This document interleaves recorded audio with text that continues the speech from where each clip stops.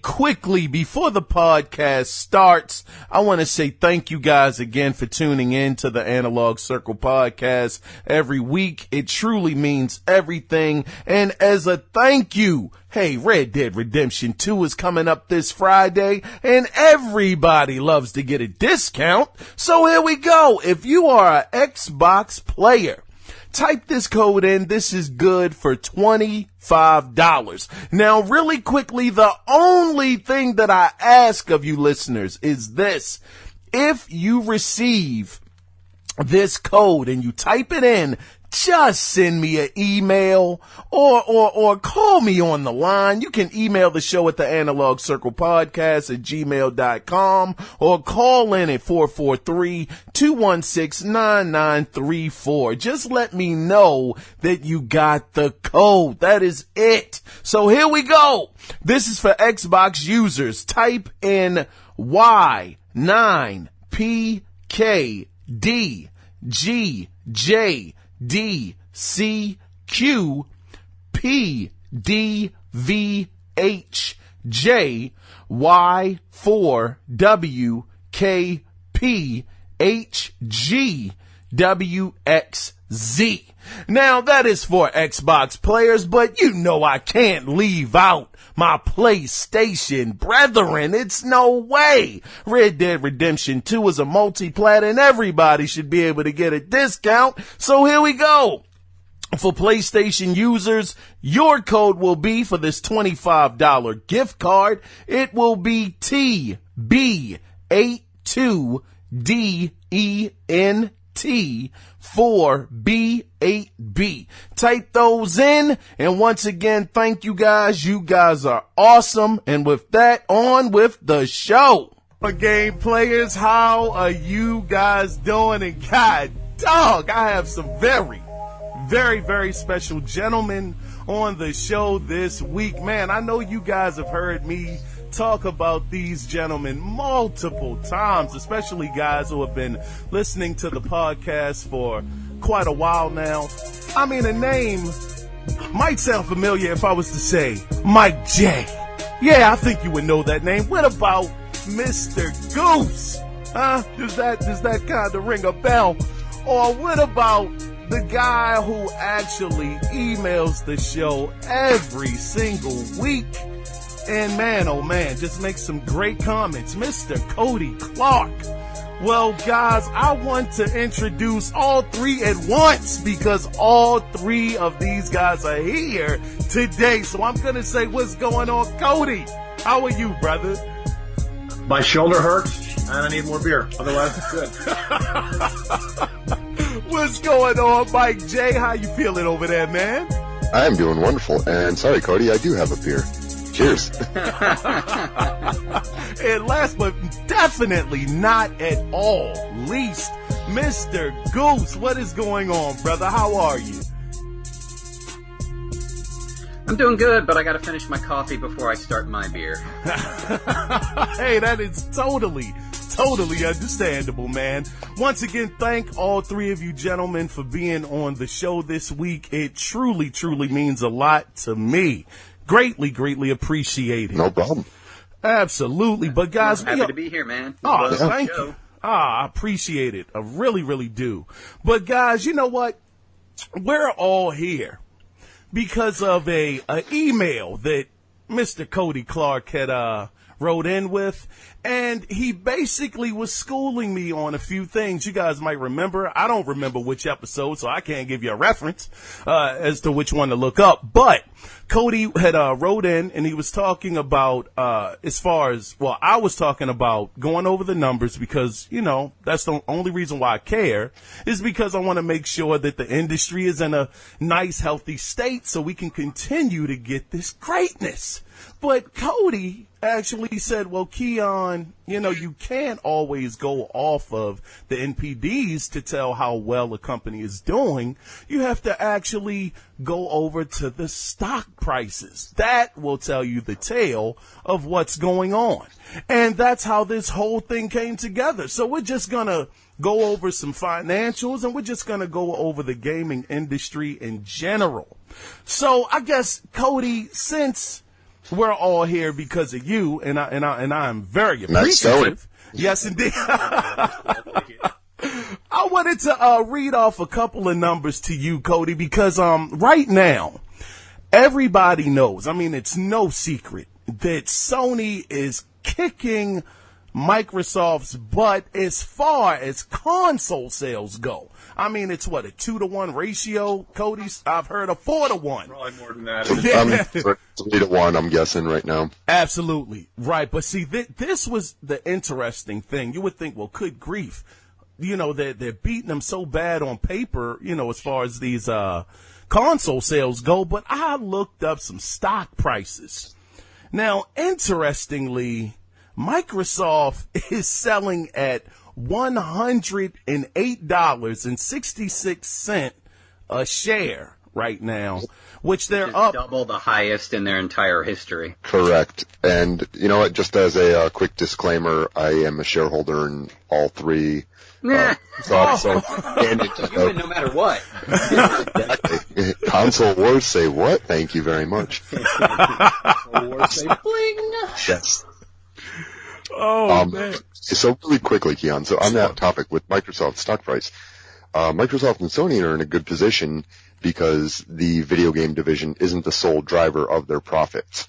Whereas Sony, that's the one they're relying on, but they also have other profit generators in the company. So the stock doesn't necessarily represent just how well the video game division is doing. Nintendo, on the other hand, that's primarily what they're relying on. So the stock price is a good indicator, but it's not necessarily the best. If you know what I'm talking about? Yeah, definitely. Because, interestingly, since you had mentioned that, I had, looked up Sony's, stock price, and theirs is $55.67 a share. Which I found that, which they had actually dropped a little bit, 0.64%, at the end of. It's still like 1/3 their highest value ever. Correct. It still can't get back to that pre-2001 Sony giant status. Exactly. Gotcha. Well, since I'm a total disclaimer to the listeners out there, I have no idea about stocks and bonds, so that's why these gentlemen are here. So I'm just going to ask you guys, just based on this, out of curiosity, if someone, for you, Mike, if somebody did actually want to invest in these companies because, you know, the console war, everybody's so passionate and wants their console to win, how would you tell someone if they wanted to, how would you get them to invest, or how would a person invest into Sony or Microsoft? It's just out of curiosity, if you might. No problem. Break it down That's exactly how I started, basically, just learning on my own. So, never invest more than you're willing to lose. That is the first and foremost rule of any sort of investing. If it's your life savings, don't do it. That's again, a disclaimer right there. Secondly, if you are into video games, it's not necessarily a bad industry to invest in because you know about these companies. You understand what they do. You understand their market, like their general business operations. So you're already educated on what the company does. And if you feel strongly enough about one, by all means, go ahead and buy stock in this company. Speak to your bank. I mean, there's lots of online brokerages right now. It's easy to sign up. Several with very low, if not zero, trade fees, and figure out, buy a share of the company. One share. Have a company that lets you do it, you can use your 401k. Correct. You can invest in these companies as well. You're right. So, I mean, there's ways, to buy partial shares, but just look right into it. You understand how these companies work. Fine. You want to put your money backing one? Go right ahead. Sounds good. It's really simple, and a lot of people do get scared away about it. Like I said, we're in a great position because we understand the industry enough. Right. So as we're not necessarily scared.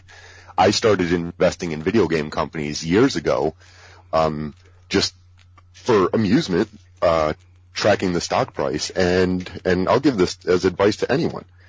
So find one publisher you like, find their historical stock data graph, and look at peaks and lows, and then try to figure out what games or what events came out during those peaks and lows, and then you can see a nice correlation of what is happening. I made a really good investment with Take-Two on that one. I got something to say about them in a minute. Go ahead, Goose. I'll be Mike. Sorry. Go ahead, Mike. That's fine. So yeah, it's like, okay, you saw the dip, a nice dip when they announced that GTA 5 would be missing the original ship date that they were planning 5-6 years ago now. And the stock had dropped nicely, and I came in and scooped up a whole bunch more at that point, and I've been sitting on it ever since. Man. And I'm really looking forward to see how Red Dead 2 does. I'm very interested. yeah, that's the big joke. It's going to be a terrible half-done game, and everyone's going to buy into it and be disappointed. No, I really don't think that's going to happen. I have faith that they will do well, and they will pad my portfolio even better. What about you, Goose? What would you tell someone, out of curiosity, if you could, if they're interested in getting into the financial side as far as the stocks go, with these gaming companies? Well, the thing is, one of the things people don't do that in this day and age is the whole research and fact checking. Like, I don't myself invest in things, but I sit there and I talk about what's going on with companies. And when it comes to like Sony's financials and everything, I've sat down and talked with Cody, and we both have tons of developer friends in the industry across the board, and we hear the things behind the scenes about people talking about what's happening with games, or especially it's fun finding out the reasons why things happen that go wrong. But you can't just go with the public opinion about what people say about companies. You got to actually look to the information that's publicly available online. When Cody was talking to me about coming on the show, he was saying mentioning things like the patent hemorrhaging that Sony's been doing since like 2013. Mm-hmm. And it's like an underlining weird thing, because like I looked it up because it isn't something that people have talked about publicly, because nobody knows what's going on internally behind Sony. Which I wanted to ask Mike, as an investor, do you get to be on the inside of investor phone calls with Sony? Not. So I do get the information sent to me, not necessarily on the phone calls. You have to be it all depends. You need larger access, and my piddly investment in them isn't enough to make them notice, other than a letter sent every quarter to my house. And when it comes to like the news media, it's like they've talked about the major things that have happened on the public side, like the selling different buildings, selling entire divisions, etc. But the thing that has me worried about Sony, and when people on the internet will say, oh, it's a dominating company that's dominating, but like Cody and I were talking about the percentages, and like Sony only made 11% profit out of all their revenue, whereas Microsoft made 30+% profit out of all their even more gargantuan revenue. Correct. And it's like, why is this not profitable for them when they've got more than double the units out there, but they're making less than a third the amount of profit Microsoft's making? And how much is it revenue wise that Microsoft is trumping them on total revenue? I have to look it up. We'd have to look it up. But anyways, the thing that's happened underlying with it that I just kind of discovered was when people were talking about whether or not, someone would buy Microsoft or someone would buy Sony, I sat there thinking about what company would buy Sony.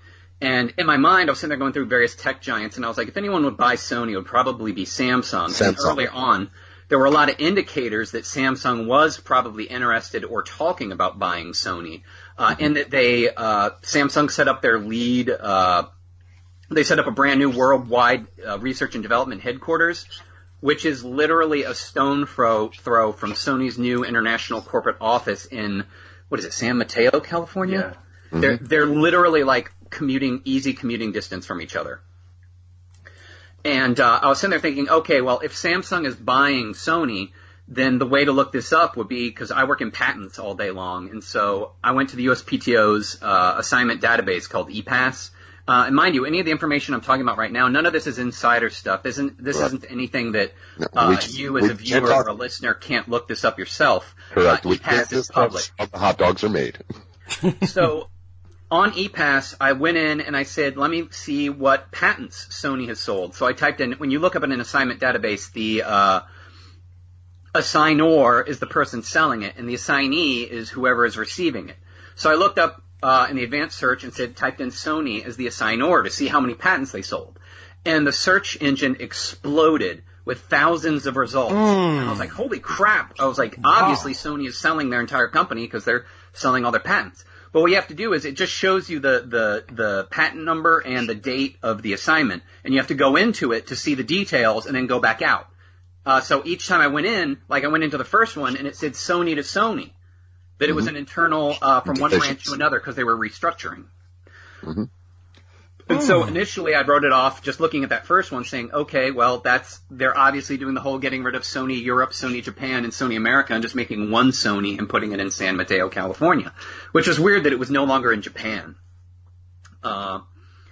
But when I started looking down the line, it was the same thing where it was like Sony LLC to Sony this, Sony Europe to Sony that to Sony that. And I'd sit there just opening up individual patent after individual patent. And I stopped and said, this is a waste of time because it lists like several hundred results on a page, and it lists six pages with that plus, indicating that there's so many more pages that it can't even display them.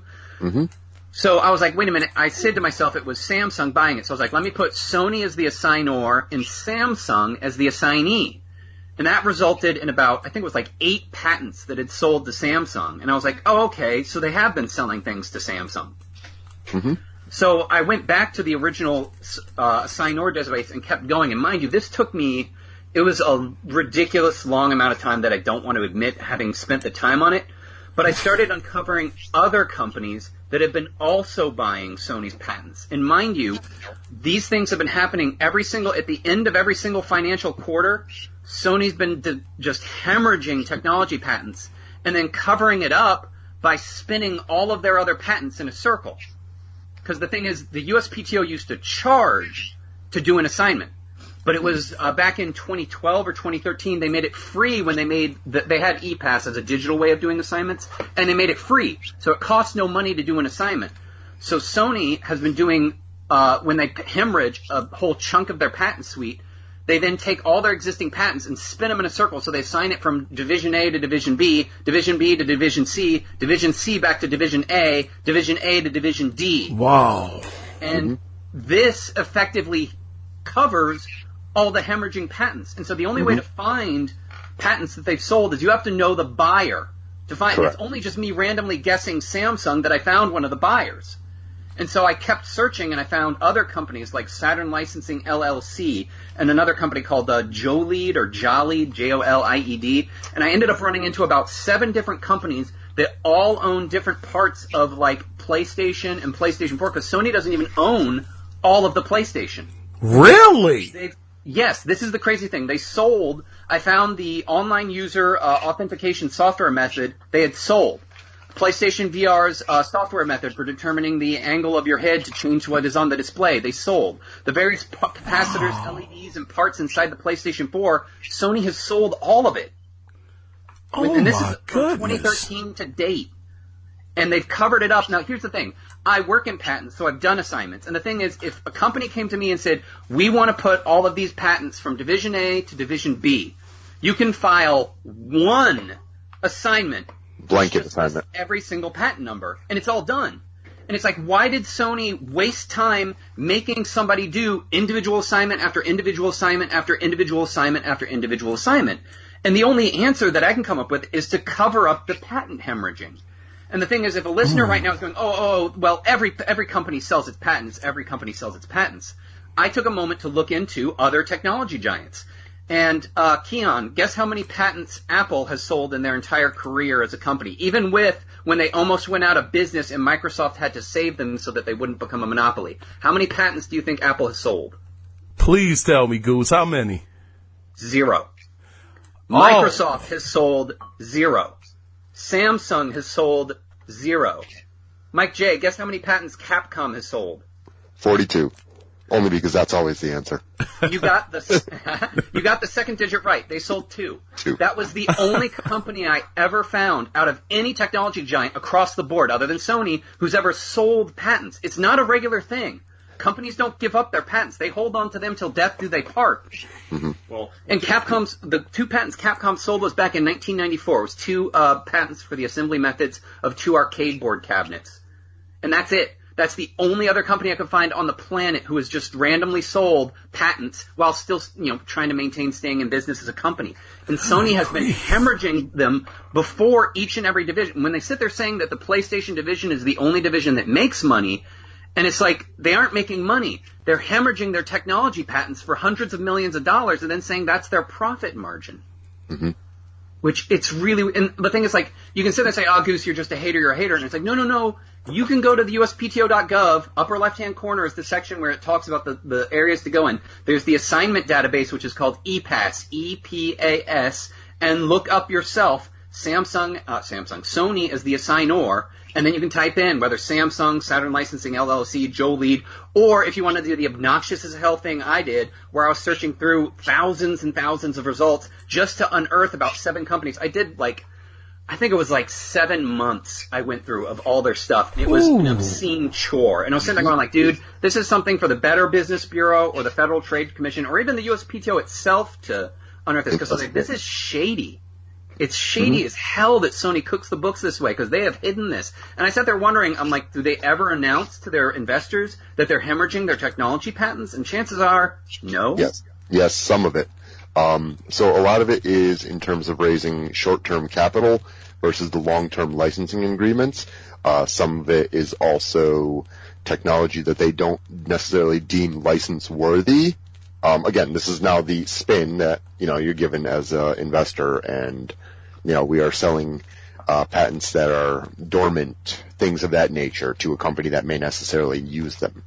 But it was weird when I was hitting straight up PlayStation 4 patents. I was like, why would they sell off chunks of the PlayStation Network if they weren't planning on 100% ditching it and making a whole new PlayStation? Which is kind of what I wish they did back in the day, because that was what Xbox did from the OG to the 360 when they said they're ditching archaic code and stuff they don't need to make an expansive, open-ended structure, which is why we have Xbox Live like it is today, and Sony has that whole potential name change disaster coming up in the coming months. Quick, I hate to butt in, but Goose, I actually remember when we had our conversation, this was quite a while ago, you did mention back then what the reason was behind Sony not being able to do the name changes. Do you remember what that reason was? Because we all know that now. First-tier engineers leaving the company.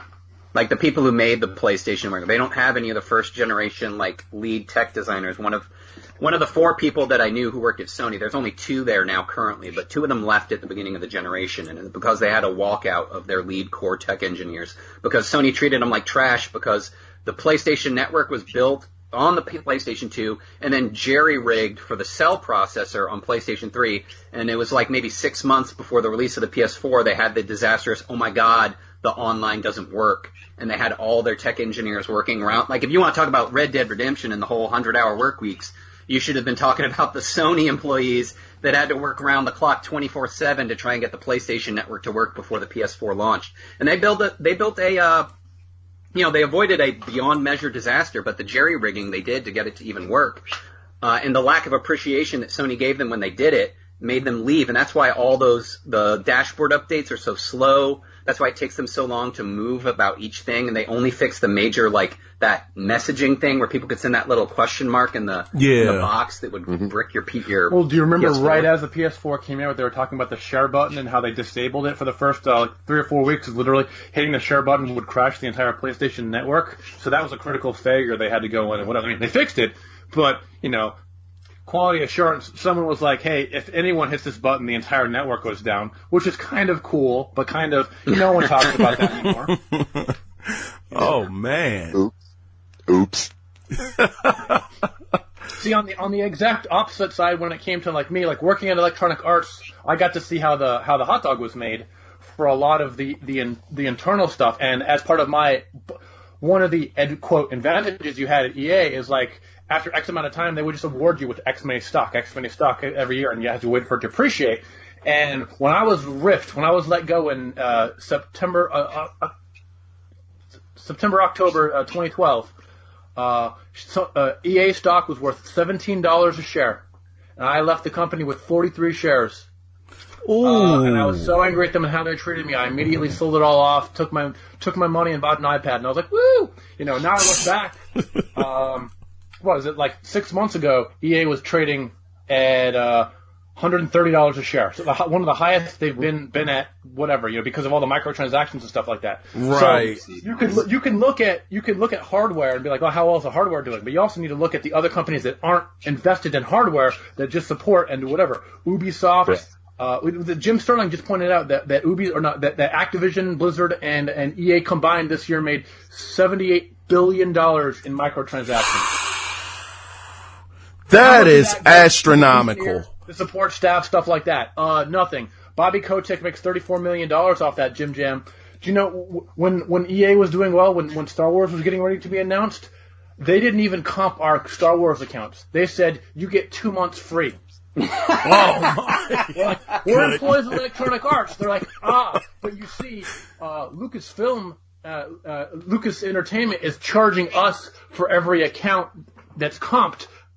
So only people that are direct support on Star Wars get comped accounts, which is these 250 people. Everyone else in the company, all 4,000 other employees at EA, you get 2 months free.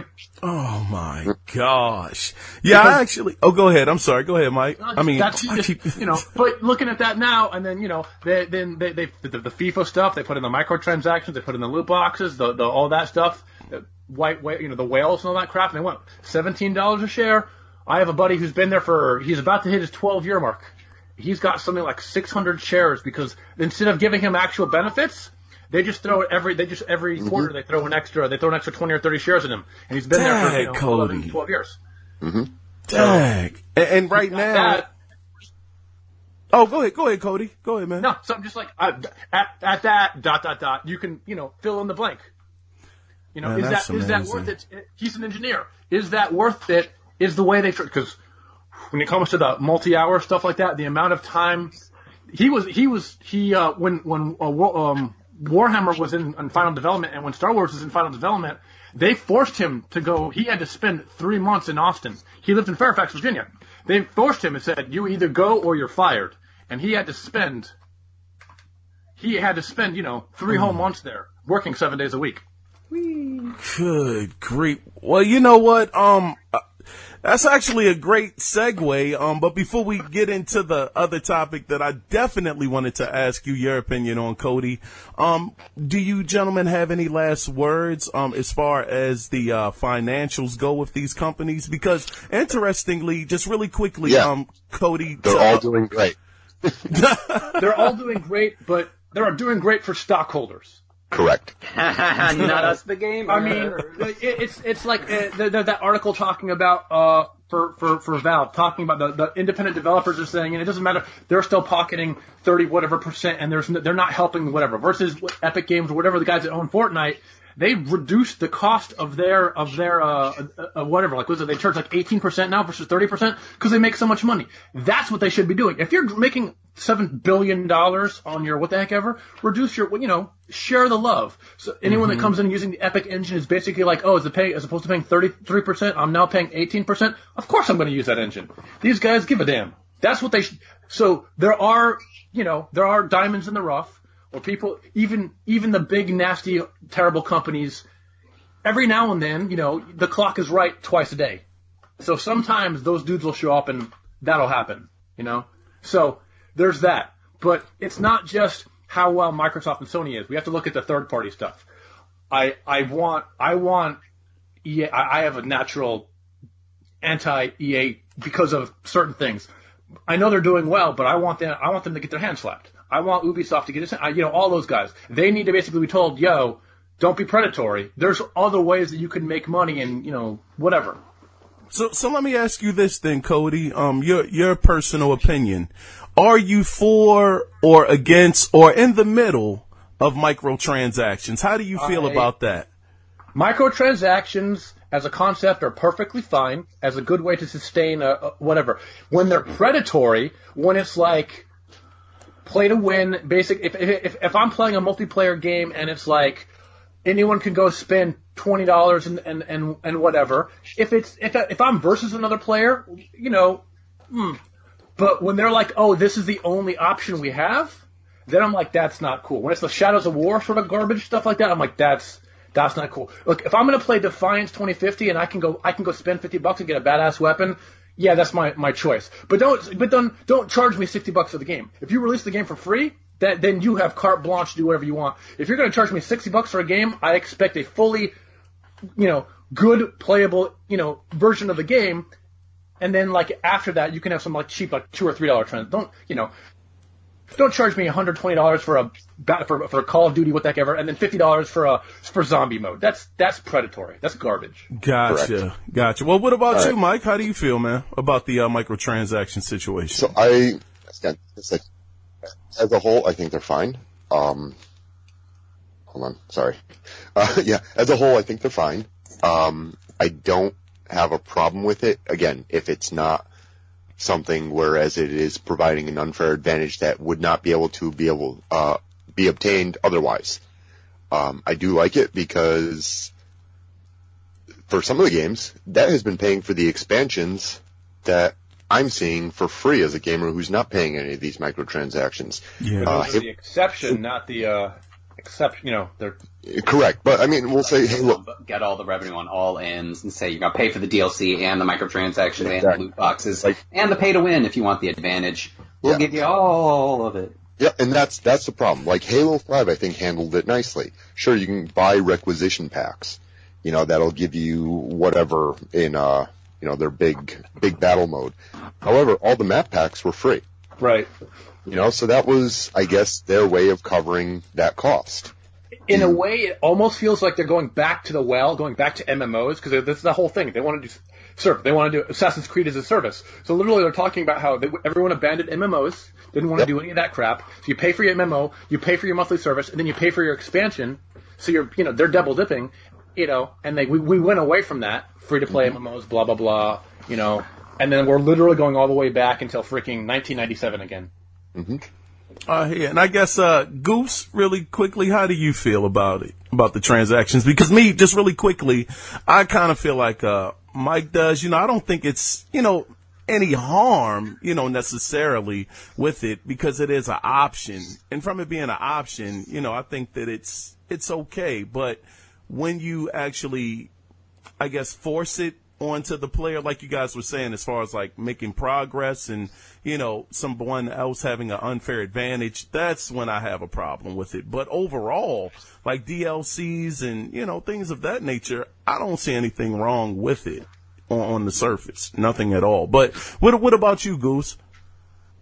Well, I feel it's fine doing the microtransactions that are in games, having the, even if there is the loot boxes, etc. Because for me, it's always the decision about supporting a developer and saying that I've enjoyed X amount of the content and throwing the extra money down. Yeah, and mind you, I agree. I'm at the age where it's like I have more money than time, so I can actually do the thing where I buy the games where back in the day it would be something like, old Xbox 360, Xbox Live Arcade games when something would release for the snotty price of $20 and I'd be like, oh my god, it's supposed to be 15 tops. Like that $5 breaks me as a human being. And now I'm at the point where I can actually support the games. But I don't like the manipulative, under the surface parts of it where, for example, the Activision patents about the, locking out players from the, content that they would unlock for the classes that they play the most. And then making other players have it and putting them in the games with the players that have unlocked the things that they do want just to make them want them more. Like that, yes. Like rigging because, as much as you don't want to say that crap, that loot boxes are gambling. And it's like, if you're under the table manipulating the percentages, it's absolutely gambling and you're controlling the payoff. So, even when we mentioned Defiance 2050, I think most likely that game does have it where, because I paid the $50 to unlock all the classes, and Cody's playing it for free right now, and I get practically triple the amount of loot drops that he gets all the time. Like, I go through an event, and he gets one uncommon, and I'll get two uncommons and a rare, or, 2 rares, 2 uncommons, and there was even some point where, a legendary drop for me that I didn't even see, and, he hasn't seen any legendary drops. I'm sitting there dude, I'm getting minimally triple the amount of loot you're getting. It has to be that I spent the $50, and they're just on the sly giving me the extra loot. And it's they are manipulating the percentages. Yes, that actually makes sense to me. funny. man. It reminds me back in the old days. I had friends where we would play certain games. We would play EverQuest, right? And when you're about to level, it was the thing where like it felt like the game got harder right as you're about to level. A monster would attack you, you would die, you would lose experience, and be like, oh! And then learning. It's that conspiracy theory of it doesn't seem possible, but it doesn't seem practical. But every now and then you find someone behind the scene that confirms at least a piece of what you thought, and you're like, I knew it, and it just, Yeah. none of them are going to come out and admit it, and just no one's going to just lay out the cloth and be like, this is what it is. Nobody does that anymore. Everyone's afraid to admit that, and you don't have that, except for independent developers that just say, no, this is how the game works, and so it's like a lost art. The whole hold everything as close to your chest as possible. Yeah. Just a quick final thought on my end, just in regards to this whole microtransaction and DLC stuff. One of the things that I've thought about and that I do somewhat appreciate and can understand on the developer end, keep in mind game prices have stayed steady. Yes, absolutely. The industry. Development costs have gone up. Yes, we're seeing a lot more people buying these games. However, you're still not recouping that money. So if you could still sell the base game for the $60 that we've been used to paying for 2-3 decades now, and then be able to support it because that is maybe the only other way they'll be able to grab revenue. Right. For the people that do want to do it, then I'm all for it. Yeah, that was actually because other industries have unions. And like the voice actors union and stuff like that. Whenever we brought up, at EA, when we would bring up having a developers union, man, nothing smacked us down and told us to stop sending emails faster than talking about a union. And nothing protects, look what just happened. Nothing protected the Telltale. Yeah. Oh, they were complete, So gotcha. like if they were using some of that bigger money to whatever, I'd be like, yeah, that would make sense. That would justify the fact that they find so many ways to cut costs. They send our art team for Warhammer. That we had 2 in-house guys. Everyone else was in Malaysia. They were charging. They were going to charge pennies on the dollar for some amazing art. So any way they can cut costs, they're going to cut costs. Yep. We lost the division I was part of. Went to Ireland because Ireland put in that big tax haven revenue attack ever. So they put up a huge EA's entire customer support was run out of Ireland for 4 years because it was tax free. Mm-hmm. So all that money they're talking about they're spending, no, they found a way to do it cheaper and crummier. So they find ways to save that money. As every business does. Oh well, not every business, but the unscrupulous ones do. So. Well, speaking about business, it was a little bit of business that we became privy to a little earlier in the week with, I believe his name is Dan Houser over at Rockstar, where in an interview, he was talking about, the process of Red Dead Redemption and, some of the work hours that were, worked. And in that conversation or that interview, he said that some people were working 100-hour weeks. Now, for me personally, I'm not in the gaming industry. I don't know how, these rules and regulations work.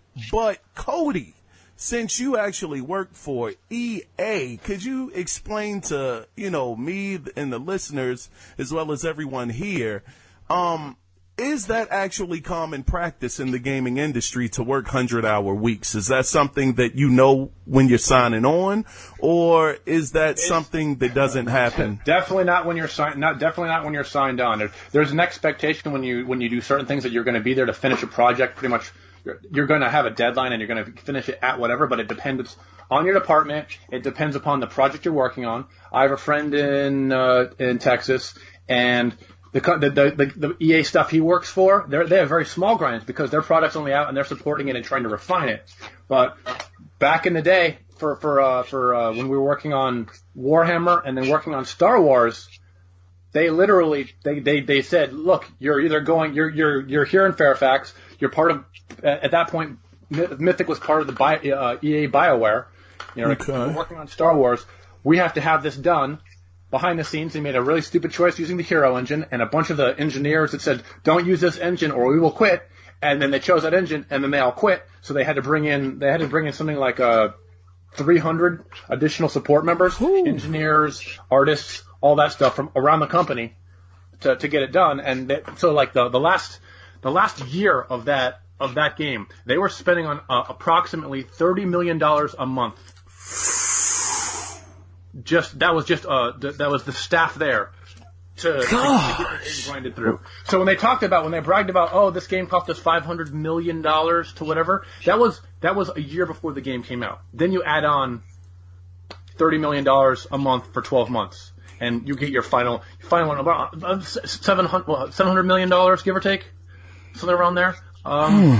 They forced people, said you either go to Canada or you go to Austin and you work on the engineering part of this. They didn't give them the option. They said you will be down there. So it's forced relocation for temporary amounts of time. Most of the coders and the engineers had sleeping bags in their offices. Really? Three guys, and they would just sit there, basically like, well, I can't whatever. I'll get to see my family on Sunday. I have to work Monday through Saturday night, and then I'll get up around noon. I'll finish Sunday at noon, and then I'll go home for a couple of hours and come back on Monday. So no, the grind. And this was for Star Wars and for Warhammer Online and stuff like that. Those games. And this was, 6-7 years ago, right. 8 years ago. So no, that existed. That was out there. And other studios that expect more polish or do whatever, and it's all bad. It's all bad management, because they get to a point where the publisher says you need to push this out now, and it's a rarity where you actually have BioWare or whatever Sony just did for Days Gone or whatever, where they're actually pushing it back a couple of months. Yeah. To say, oh, we need more time, which the developers and the artists need the breathing room. Gotcha. And then as soon as they're done on one project, like especially with the artists at EA, they just shift them off to another project.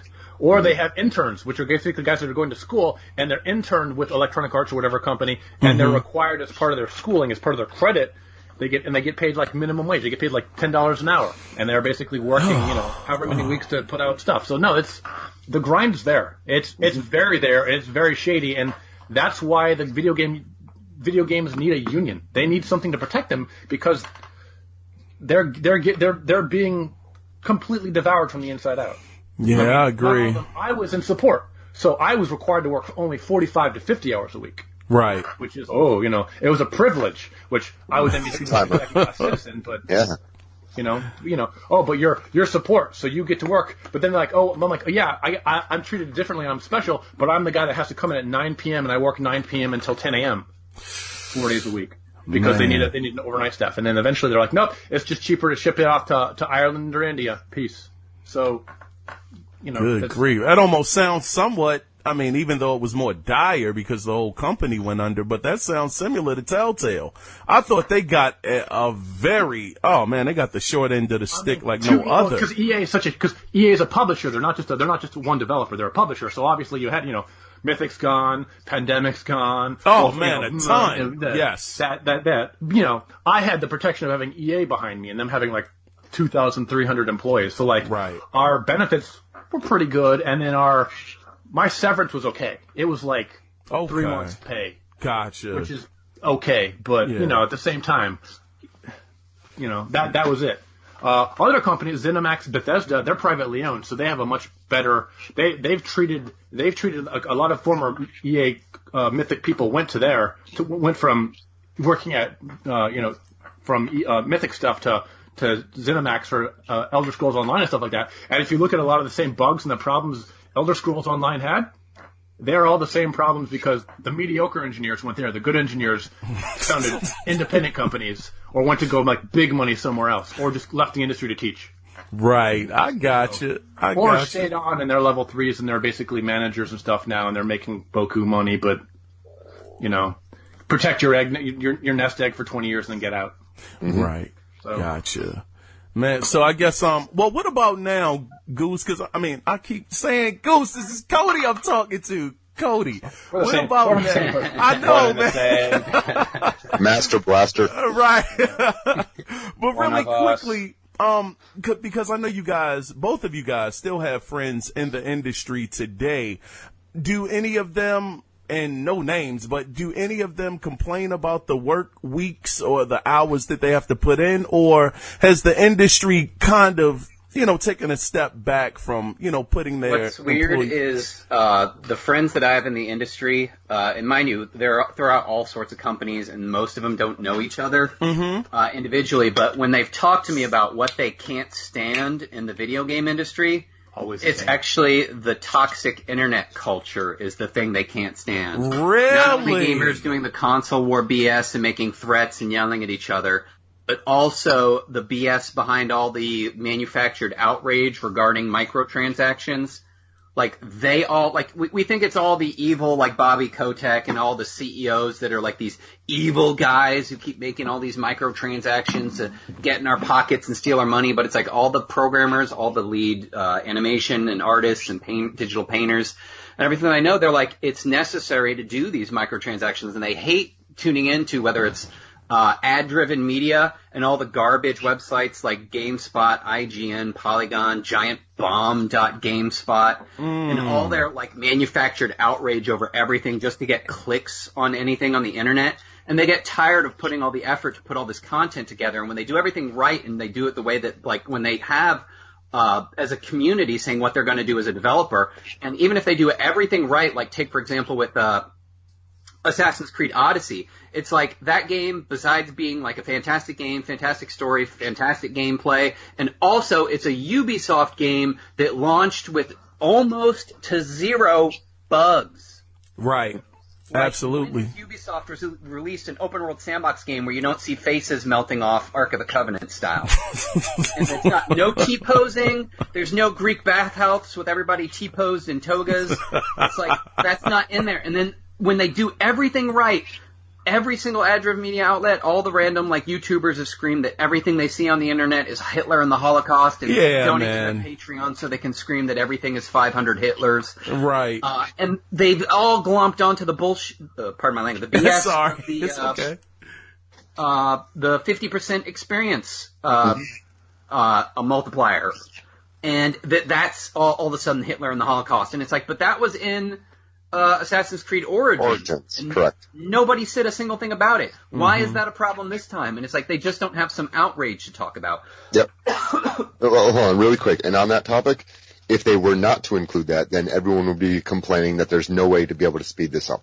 Yeah. Right. You just can't. And the thing that I mentioned that, like, on Game Enthuse, that for me, immediately when I said it, and there was that moment of silence because it kind of, like, hit home with everybody immediately, was that there's so many reviewers on ad-driven media who've been hating on Assassin's Creed Odyssey.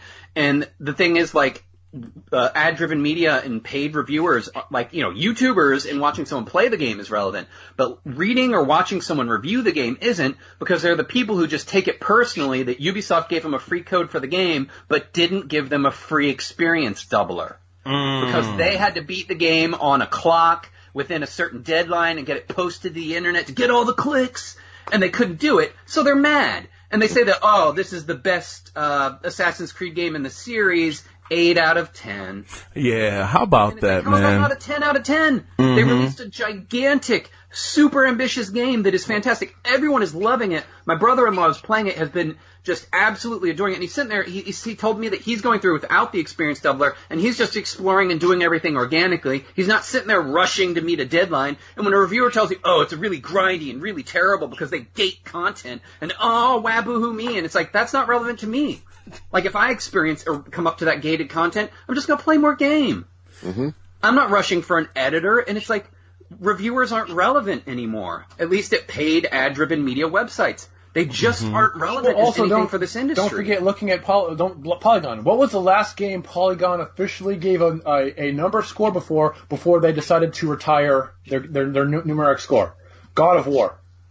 After that, they stopped. They kept reviewing games for an entire month, but didn't give anything else, whatever. And then they got called out on it. And then their chief editor made an announcement. Oh, our new thing is we're no longer giving numerical scores to any games, because that was the last big Sony game to come out for that quarter, and they're just like not doing anything. They just stopped after God of War. They're just like, we're just not gonna put numerical, and then 10 out of 10, and then they just stopped. And that was, great game, amazing, beautiful game. The first 2 weeks it came out, trying to play it on the PlayStation 4 Pro, you couldn't get 4K out of it because it was wonked out, and they had to patch the crap out of it. But they just, that's not. Don't worry about that. It's not about the 4K on your PlayStation pro. It's about the experience.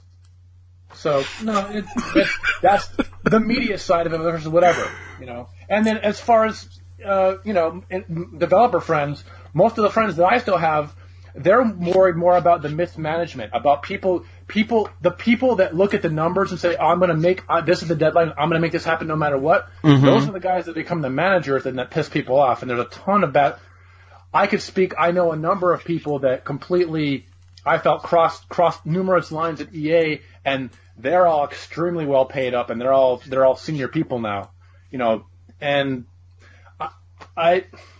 there's always going to be problems. There's always going to be mismanagement. There's always going to be stuff like that.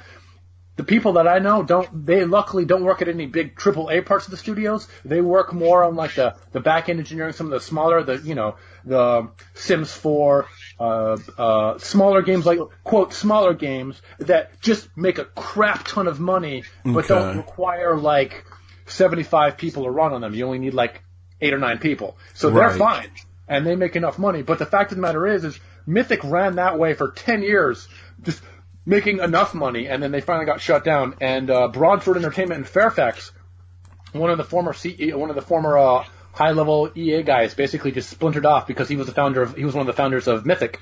He offered EA, look, man, these cost you nearly as much to run as they make you money. I'll go ahead and pay you $1 million a year for licensing for Dark Age of Camelot and for Ultima Online. We'll run them, and then we just keep any profit above that. And EA was like, and then basically he had enough sway, you know, swung his junk around, and then they're like, okay, fine, go for it. You know, EA doesn't care. And then now they're doing fine. They've got like 24 people running two games. Ultima Online makes $1 million a year in microtransactions alone. Ultima Online, the game that came out in 1997. Ultima, that game what? Has had microtransactions since year one. Mm-hmm. Wow. So as far as people bitching about microtransactions, that was the progenitor. That's the granddaddy of MMOs. That's the granddaddy of graphically, whatever online playing. That's the granddaddy of microtransactions, and it's doing fine. You know. 97. It only provides services that support the community. Transferring between servers, additional character slots, name changes, stuff like that. They don't give, just stuff like that. And the fact of the matter is, the average player age in Ultima Online is 50 years old. The average Ultima Online player has 8 accounts. Jeez. The only subscription-based game in Japan, MMO game in Japan that's still successful, Ultima Online. 40% of all of the players in Ultima Online are Japanese. Wow. And this is a game that came out in 97. That's what I was saying. 97. And that is unreal. 21 years later. 22 expansions. It actually has more expansions than EverQuest. No, actually, EverQuest beat it. I think EverQuest is up to like 28 or 29 now. But, yeah. And they've had the same development staff. Oh, they fired a few people for whatever reason. But they've had approximately the same development staff on that game for 15 years. Good grief. Well, guys, I would love for this conversation to continue. I really, really hope, because it was a few topics, listeners, that we wanted to get into. It was a few more, but due to time constraints, we're going to have to, unfortunately, wrap it up at this moment. But before we go, I want to go to Cody. Before we wrap it up, are there any final words before we get out of here that you would like to say to the listeners, or, maybe Twitter handles, anything you want to say, any final words? Cody. I would say support indie developers. Go out there and try playing with smaller games. I mean, big games are nice and whatever. They're going to make money regardless of whatever not. You wait 6 months for a big fancy game, get it then. Otherwise, go try out something small. Go spend $10 and support a local developer. Absolutely. Get Ori and the Blind Forest. What about you, Goose? Any final words, brother? Just everybody enjoy some games. Take a moment to appreciate, some positivity. When something comes out and it's good, don't be searching for something terrible just to have something for manufactured outrage on the internet over. Like, just have some good times with games. That's one of the reasons why, Kiaun, we love mentioning and listening to you, is because of that wonderful positivity instead of the absolutely looking for some reason to just complain. I really appreciate that, Goose. Thank you so much for that, brother. What about you, Mike J? Any final words on your side? Oh, yeah, plenty. All right, so everybody paid absolutely no attention to anything we just said over the past hour. Rant Central completed. Exactly. Unless you are financially invested and it affects your bottom line, just enjoy the games. Buy what you like. Do what you like. You are free to spend your own money. If you don't have the time to grind through a game and you want to pay a little bit for an experience boost to speed it up, you go ahead. That's your money. You're free to do it. Yep. But do what you want. Enjoy it, game, because at the core of it, you're just there to have fun. If you're going to get wrapped up and concerned about it on a product that you just purchased, then maybe you really need to rethink the way you're spending your entertainment dollars.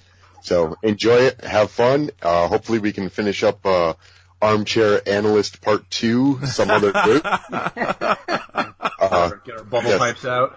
Exactly. Yes, Kiaun, thank you very much for having us on. Goose, Cody, it's been great chatting. And, nice meeting you, man. Yeah. All right, then. Well, with that being said, guys, before we wrap up, if you guys want to get in contact with the podcast, you can do that by emailing the show at the Analog Circle Podcast at gmail.com to leave your feedback, your questions, or comments.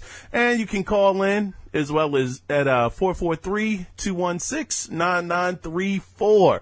I was your host, Kiaun Mitchell, joined by Mr. Cody Clark, Mr. Goose, and Mr. Mike J. And with that being said, always remember, guys, it is not about the consoles. It's about the games. So with that being said, you guys take care. Be safe out there. Bye-bye.